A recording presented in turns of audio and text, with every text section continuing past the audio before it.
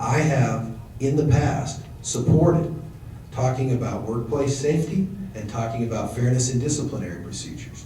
But some people said, well, you support, no, never wages and benefits, because the federal government is paid for by the private sector, and that should not be the case.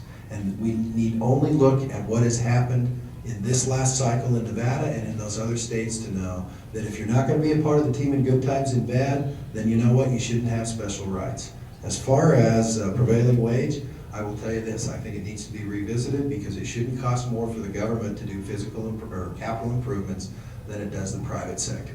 It makes no sense. It's a heck of a political plum for somebody to say they have, but it makes no sense. And Kirk, it's your turn.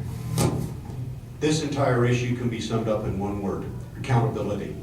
It is the accountability of government to make sure that they are properly spending the taxpayers' dollars when they hire the best and most qualified people possible to be able to exercise what we see as government programs that benefit the public sector. When you look at it, it is my opinion that unions do not belong within that process. The reality is the government has the ability with its employees to ensure that they are taken care of and have the wages, benefits, they provide the services necessary. When it comes to the pay issue, it is not a problem of pay that needs to be revisited. It's the issue of accountability, in that when I sat back in Washington and I watched some of the most dedicated workers we have in government in federal service, they will do an unbelievable amount of work for this nation across every single segment of government. But the reality of it is there's deadwood that they cannot hold accountable, that they cannot properly document, and that they cannot make go away. That's what has to happen. There has to be accountability, and accountability goes on the other side. It is up to those employees working for the government to make sure that they are looking up to those that employ them within the government, those senior civilian officials that are there, and say, this is where you need to be taking care of us. This is what we need for what we're doing, so that you have compensation that is equivalent to what the public sector does, or excuse me, the private sector does within the public sector.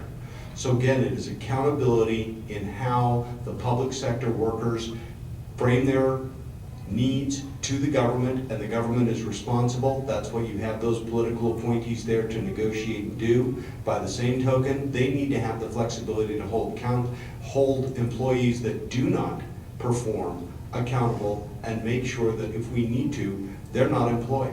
I want only the best in our government, because that's what our government is supposed to represent. You want a smaller, more efficient government, you want the best people possible serving. And it looks like we have time for maybe one or two questions. Terry, if you'd like to ask the audience. Okay, great. Does someone have a question? Okay, right here. Yes, I'd like to know from all three of you, what do you feel about our education system, and what are you doing now, not if you get in office or when you get in office in Washington, D.C.? What do you think about this system and what's going on as far as our children being indoctrinated, and what do you plan to do about it, and what are you doing about it now? I think I'm first. Earlier I said the politics of education is pretty tough, and it is. I was a regent for 6 years, and as much as I love the universities, I love the community colleges, there's plenty of places to look there to have them fit into the country the way it is today, and fit into our homes, and fit into this new economy. I was surprised that we hadn't had a question on renewable energy, and I want to say that I did a interview with NPR, and they said, well, why don't you just ignore the rural counties? You know, there's not many votes there, just ignore them. And I told them, rural counties are the future of Nevada, and the concept of renewable energy coming here will include all of education. When you talk about K through 12, I think I learned my first at least 2 years of college when I went K through 12. we need to beef up what we teach our kids. And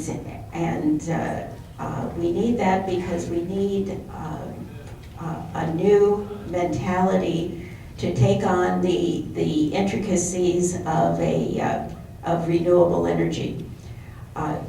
You need engineers out there, and you need water out there, and you need people who will negotiate contracts and keep the water in the rural counties. It's going to be the future of Nevada.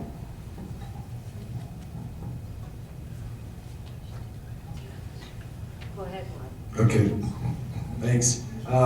What are you doing now? What have you done? What would you do? Well, let me just give you a little bit of my personal history. 2009, voted against the distributive school funding account in the Nevada legislature. That doesn't happen very often. A lot of people are like, my God, you can't vote against K-12. I'll tell you why. Because in 2009, we had to have a special session of the legislature to fix our accountability statutes just for Nevada to be able to apply for the Race to the Top funding. Just to be able to apply. Now the message there with that is our accountability standards were so deficient that we didn't even meet the Harry-Berry criteria to apply for Race to the Top.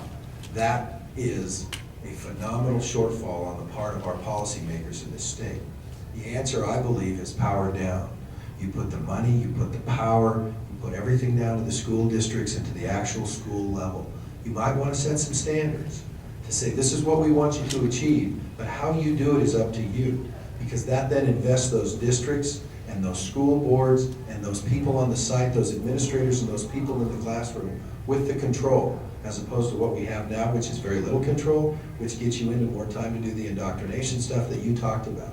I firmly believe the answer is you set the standards and then you leave those folks alone. And if they don't meet them, then you go talk to them, but you give them ownership in their school district, you give them ownership in their schools, and you give them ownership in their classrooms.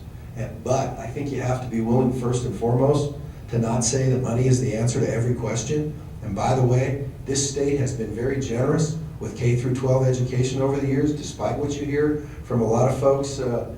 No offense, I know there's no media here. A lot of folks in the media and a lot of folks that are lobbying for a side. It's time to get the politics of compensation and benefits out and the politics of performance into education, and I believe that's power down. Kirk, your turn. Right now, when you look at the education system, in many ways it's failing. That's why you look at major industry and they say there isn't the future and we aren't going to have the innovation. That's why you have the number of parents that are taking their kids and homeschooling them. The reality is, I came from a family where my mother was a high school English teacher, and she taught both ends of the spectrum, from honor students all the way to those who were troubled kids that had to stay after school and were disciplinary issues. She saw the full thing. She does not believe, nor do I, that teacher tenure is going to be a solution. It has to be a performance-based system. We need to make sure that we in the education system can hold them accountable. While it might be very easy to say political, oh, eliminate the Department of Education, that's nice to say as a goal. The reality of it isn't going to happen.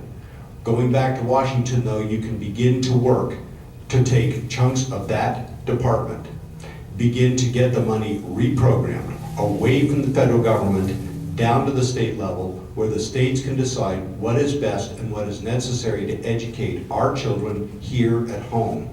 When you begin to get it to the state level and it comes from the state down into the communities, guess what happens? Parents begin to take greater ownership because they are now engaged and involved with the future of their children in how they're being educated. You do not end up with exactly what you spoke to, which is that indoctrination. What you end up with is a community involved and engaged at every level in the education, K through 12 and beyond.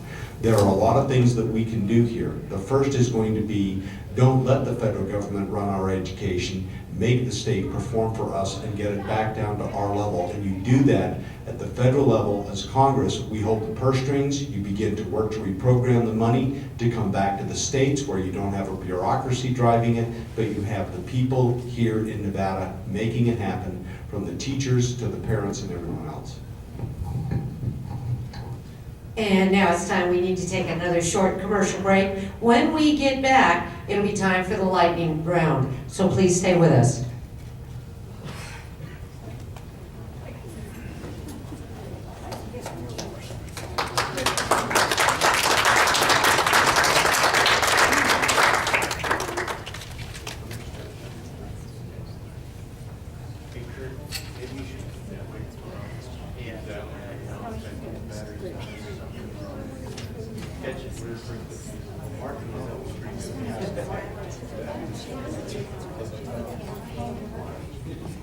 What she's talking about, she's saying that her principles are for jobs, and children do have, she's going to be able to work in fields that are going to actually bring money into the state and create jobs.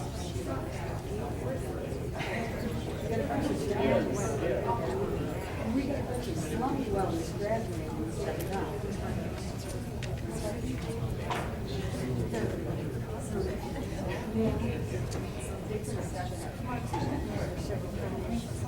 I know, yeah.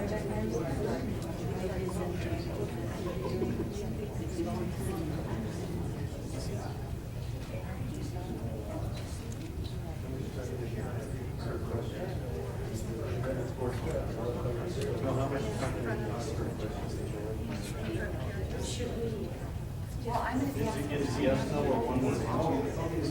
Okay. Jerry, just tell them that they can.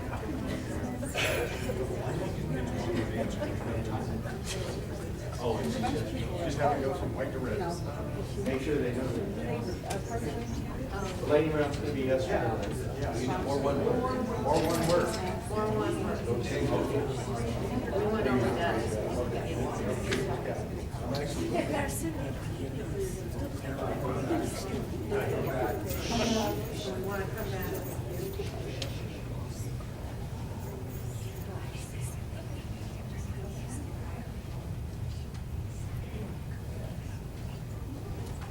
And we're back. We have a question from a member of the audience. Would you like to stand up and ask the question? I have provided the three of you with a copy of Time magazine, and that is this week's issue where there's a picture of the United States Constitution being shredded, and the question is, does it matter? I think that is an outrageous question, but then that's me. So I'm asking you, since President Obama came into office, Newsweek magazine saw fit to run a cover page that said we're all socialists now. We now have Time magazine asking if we should shred our Constitution. And I am wondering, should we the people be really afraid, because this is scary to me? Thank you. Nancy? In 1979, I took an oath to support and defend the Constitution of the United States. I still abide by that oath. I am running because of that oath, because I think we need to go back. You know, one of the things you find in research is that when you go to the primary doctrine, it usually says the right thing first, and then over the years it gets convoluted. So I think we should look at this in terms of that. This is our primary doctrine. It's not perfect, but we've amended it, and I think we need another amendment. One of the problems with our Constitution is we have the Supreme Court that is not always right. They weren't right on eminent domain, for example, and they are not right that the founders of the Constitution had corporations as people. There is, you can go to my website, and there's a link to movetoamend.com that will correct the Supreme Court. And the only way you can do it is through a constitutional amendment to say the founders did not mean for corporations to be people. I think this is a fundamental correction that needs to be made, because all of the things we've talked about tonight can be linked to corporate control through contributions of our government. And we've got to have campaign finance, and we have to change